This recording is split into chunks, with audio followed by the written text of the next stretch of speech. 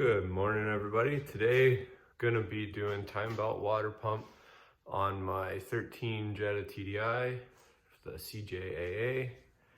I don't know how much of a how-to this is gonna be. I'll just go through kind of what I'm doing and maybe some key points to help those attempting the job or doing the job who just need little pointers or little tricks. There's a couple little tricks I do to save myself a whole whack of time and work, so we'll get into those later on.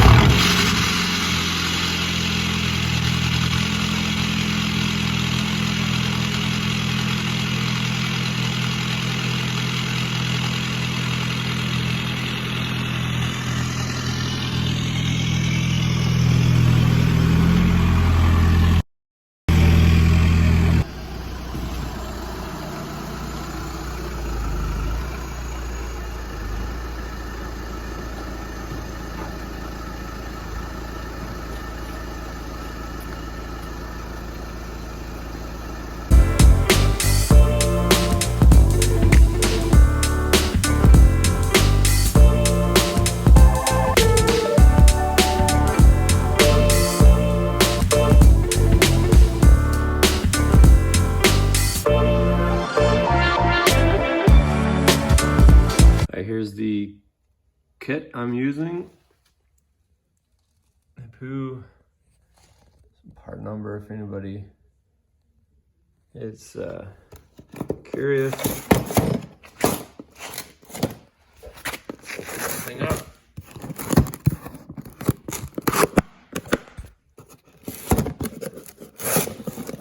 You guys are looking here.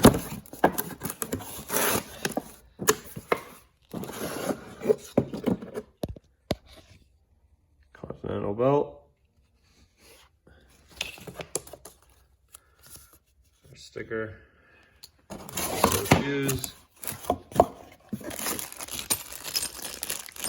couple of bolts, nuts and things, our new tensioner. It's got the Allen or the spot for the tensioner tool depending on what you got laying around.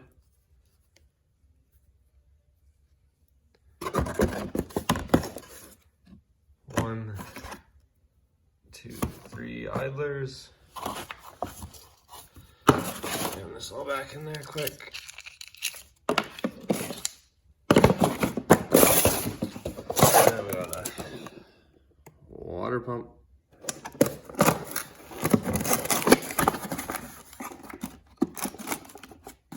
To go with it. Metal impeller, of course. I'm sure you guys have all seen this car before, but give you a quick look at what we got going on here. And then we got this antifreeze. Came left over after I did somebody else's. It's just a half and half mix, but I bought that to go with it. So we'll see how I feel about whichever one I'm gonna put in the car. They're both the proper stuff, just to try and I guess we'll get her jacked up, engine cover off, and we'll get started here a little bit. Once you get the inner fender out, now is as good a time as any to clean up any dirt and crud that gets in there. There's a bunch of stuff that was in there. It's not as bad as Mark IV's, typically, as you see, but still not a bad idea to clean it out. I'm considering getting rid of this foam because it's soaking wet, just holding moisture in there. So we'll see, or I might just cut it here so that all the lower big bulk of it that's all wet's gone, and this can still be in there to protect or do whatever it's doing up there for noise, I assume, but we'll see. I got a decision to make, but it is heavy and soaking wet. And holding moisture up against the body, typically not a good thing.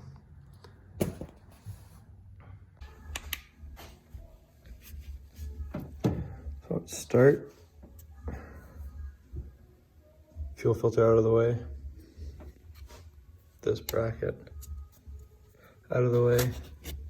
Each bolt's on top of the mount.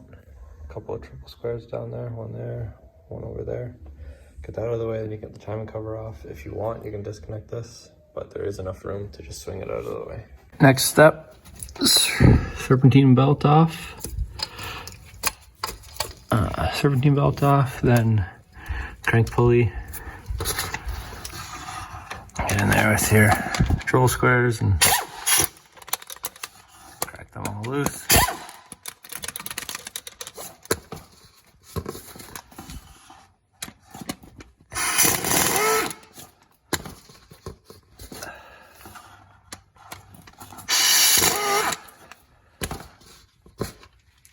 And set them aside where you ain't gonna lose them.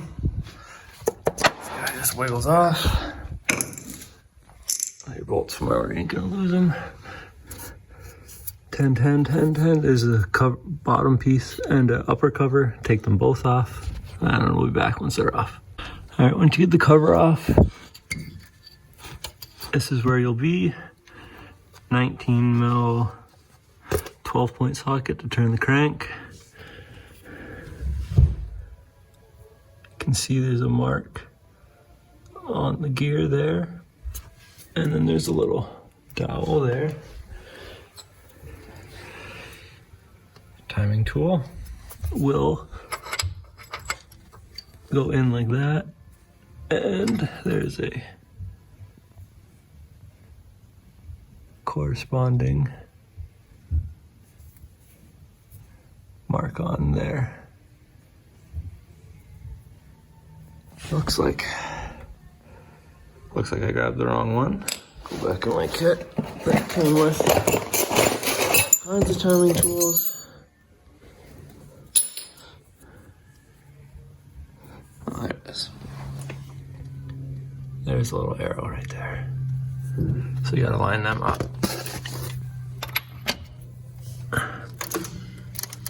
You get that. Oh, too far. Go back a little bit. And then you should be able to slide that in there.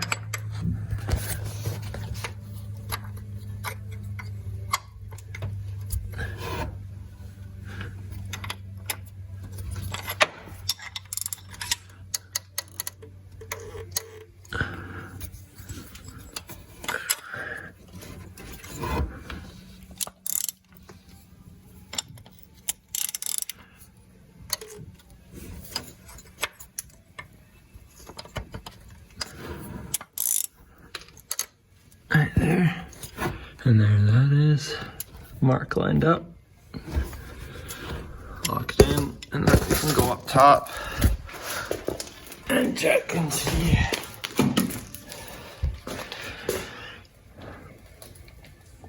I think that is in the right spot, and then you grab our pin, pin number 1.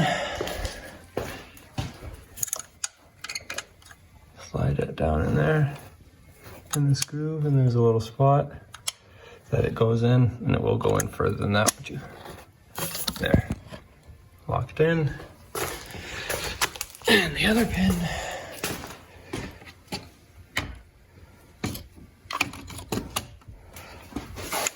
goes in a little spot up here, not quite through the gear, but around there. There's a little slot for it to go in. It's not quite in there, but we'll tweak it a little bit once we get it there. We'll get that in the rest of the way. Helps if you have a nice long wrench down there on the tensioner, loosen the nut off.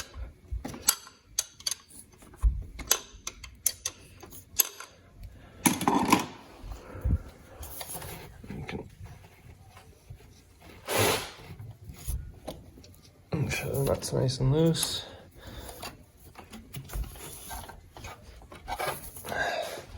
And you can get in there with something. Push the tensioner loose. Now that the tensioner is loose, you can start to take the belt off. You can remove your pulleys, your idler pulleys and stuff to help make it a little easier to get it off. Pretty much all the way up. There's a hole right there. Crack these nuts loose on the pulley. That gives you that little bit of slack just to be able to slide the bolt on and off.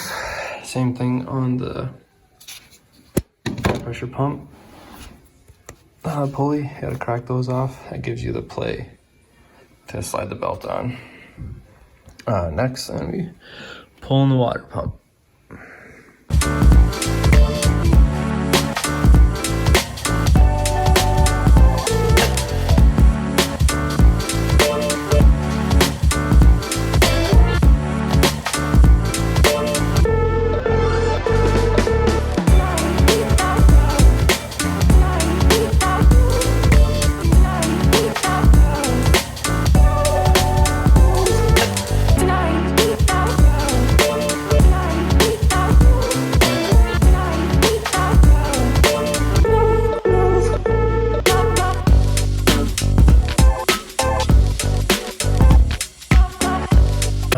Now that the old one's out, put a little bit of lube on your seal, stick the new one in, and we'll move on to the next part.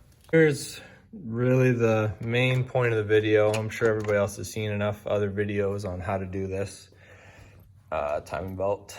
The cars aren't that new, but here's a little trick that I do, save a bunch of time.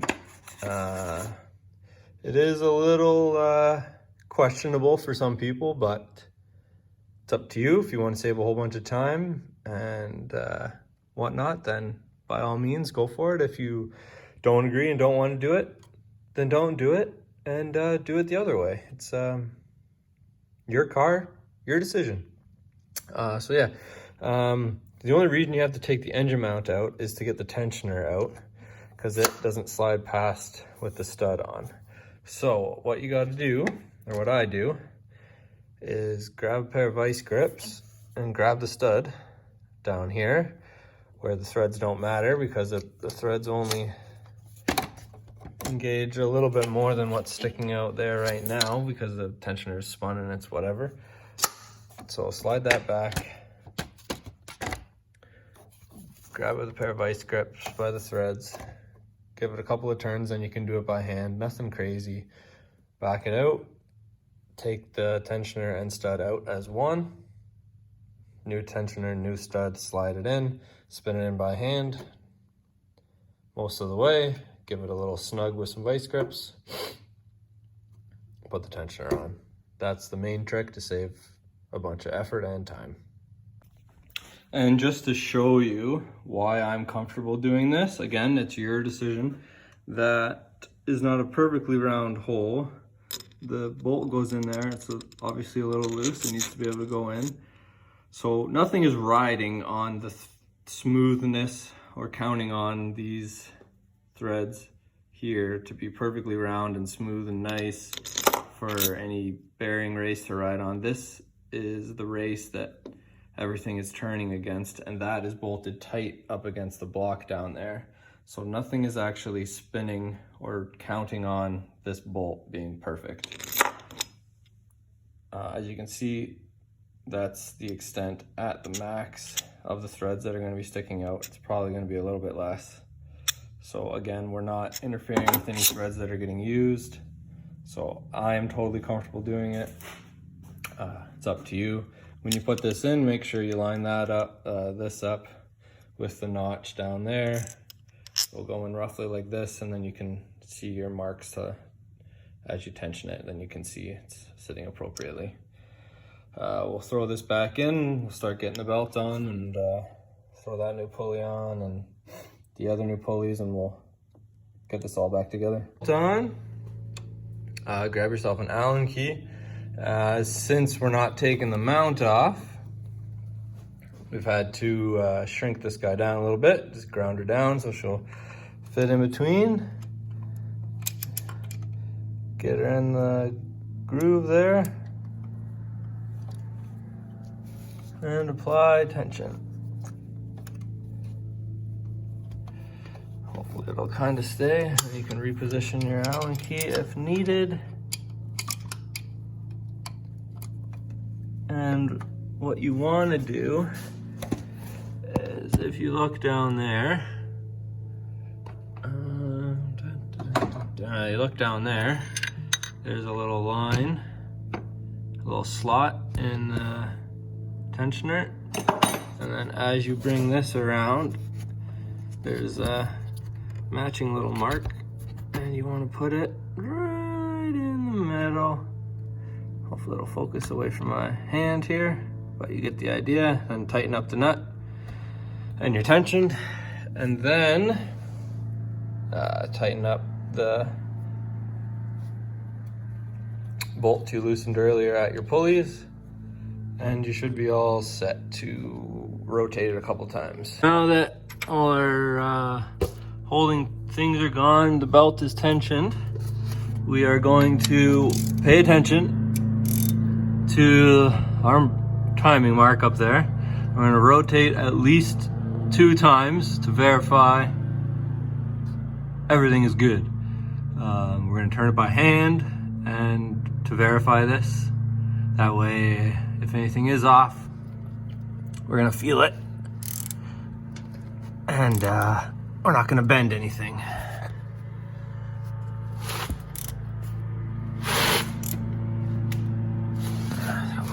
I'll be back once I'm done turning. Once again, and we will come up to the top.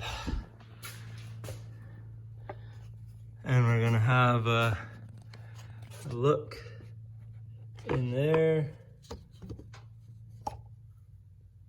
in there to verify. Obviously you can't see, but I'm gonna have a look in there, and we're gonna have a look there just to make sure everything's lined up. And we're gonna check our tension. Tension's good, and we'll be back in a minute. The rest is a reverse of what we did to get her back together. We'll be back when she's all back together to start it up. Yeah. All right, all back together. Full coolant, ready to start it up after I put this hose back on that I almost forgot. That would have made a freaking pretty wicked mess. So we'll get that on. See if we can do this with one hand here.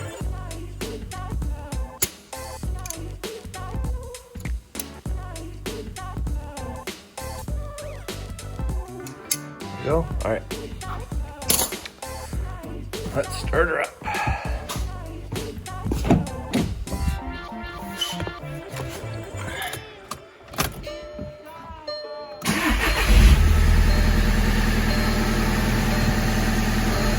Beautiful. Idle comes down. It is tuned with high idle for when it's cold starting, so it revs up for a second even though it's not really cold. Also did an oil change, so here we go, and we'll shut it off. Double check the oil level, then we'll put it back on the ground, let it run to bleed the coolant out.